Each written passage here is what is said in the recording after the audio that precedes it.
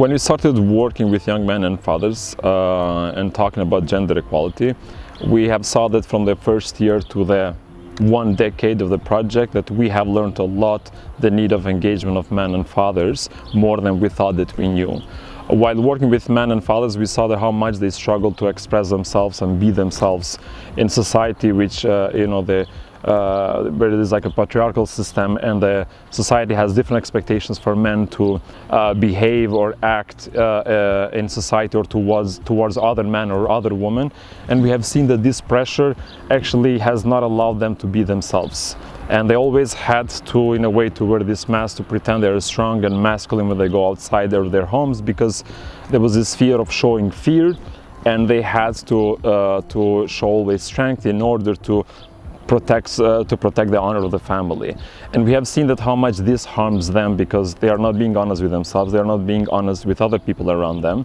And it's not the attitudes that they want to express, but there is attitudes that it is expected from them by society. And that's why we were trying to help them express emotions such as like love or like, happiness.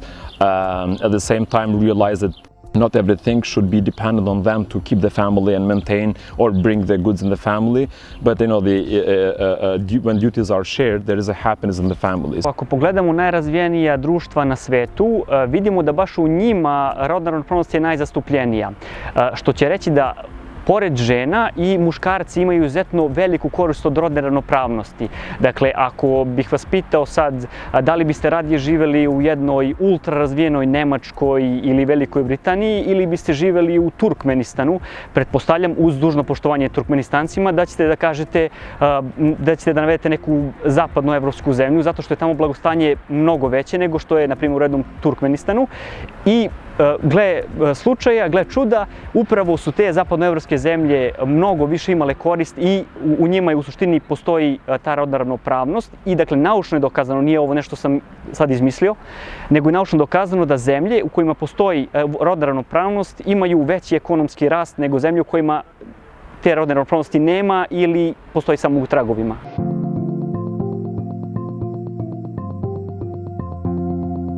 Having equal rights, equal opportunities, and end of the day, if a young woman chooses to be a household or like take care of the kids, be in the family, if that is by her choice, that's okay. Or if another man wants to support similar stereotypical profession, that's totally fine, as long as they are not obliged to do that, or as long as they have other options open in a way. So for me, it's like having equal right and equal access to education, to like in economy, in the family, in front of the law, like in safe spaces, walking freely, and basically being treated equally in a way. But choices depend on individual will.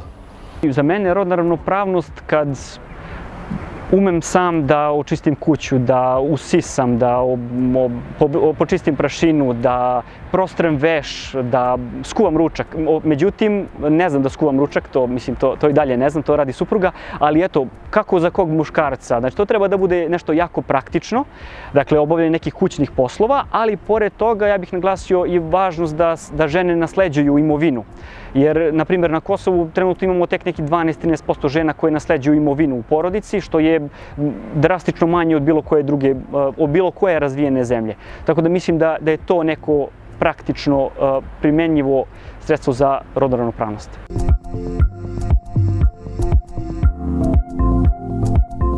Not at all. I mean, we always have different cases of when it comes to like, gender-based violence, gender-based discrimination. We still struggle with, which I would say, the most basic, fundamental issues we have in textbooks, still discriminatory language towards young women, basically planting the seed of inferiority, and when it comes to men, making them more powerful and dominant in a way. So there is gender inequalities in every field, and that was one of the issues, because when you start to contribute to an equal society, sometimes you get lost because you don't know where to start. Like, I mean, what media promotes, what, again, I'm saying system of education promotes, what we see in parliament, what we see in business field where like men are leading higher positions, numbers show themselves. So we see through the numbers like how there is this balance between men and women in not just in the Kosovo but in the Balkan region. Nikako nisu ravnopravne, očigledno da nisu ravnopravne. Kad vidimo stopu femicida, odnosno ubistvo žena u porodici, očigledno je prvo da žene nisu ravnopravne. Druga stvar jeste ta što financijska zavisnost žena od muškarca u porodici je izuzetno velika i ja bih naveo to kao dva glavna primjera zašto na Kosovu danas ne postoji rodna ravnopravnost.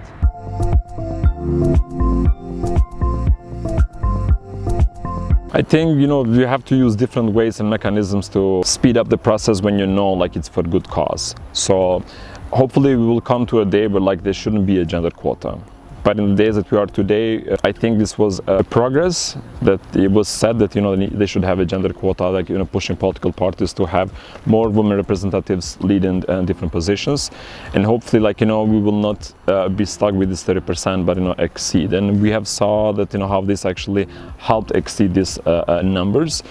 Again, as I said, I'm not a fan of numbers. I want to live in the world where people have choice and opportunities that they want to make on their own. But in cases like this, that as they say, if you don't have any other options, you have to push in different ways. Speed up the process of implementing laws. And we have laws in place, but sometimes the implementation takes longer. And that's why you have to organize campaigns, with the civil society organization and try to push more the whole system, and create a field where everybody can contribute and be treated equally. A da li su brojke zaista važne?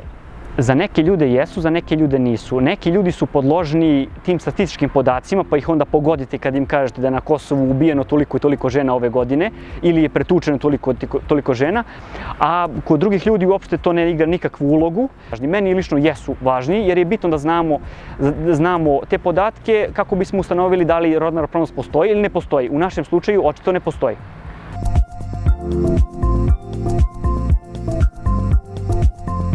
I think one of the things we always try to promote was to be themselves, and in that way they will find happiness.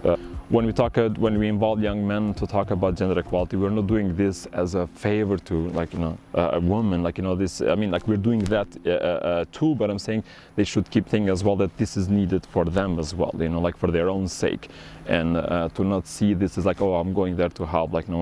It's part of our obligation. It's part of everyday life, and it should become a lifestyle that we should contribute to equal society. Mislim da je pravo pitanje šta treba reći muškarcima, jer muškarci su oni koji su na pozicijama moći u društvu i oni su ti koji u 80% slučajeva mogu da donose odluke koje će da utiču pozitivno na muškarci i na žene, kad je u pitanju rodna ravnopravnost. I zato mislim da bi stvari trebalo postaviti tako da muškarci budu ti koji se zalažu za rodnu ravnopravnost i za prava žena, a ne da se žene zalažu za prava žena. Jer je jedna stvar kad ja kao muškarac ili neki drugi muškarac izađe u javnost i kaže da ja želim da moja žena i moja ćerka bude ravnopravna sa mnom i sa svojim vršnjacima, sa svojom okolinom, a druga je sasvim stvar ako to izađe i kaže žena. Jer ženu obično će da nipodaštavaju sami muškarci, nažalost.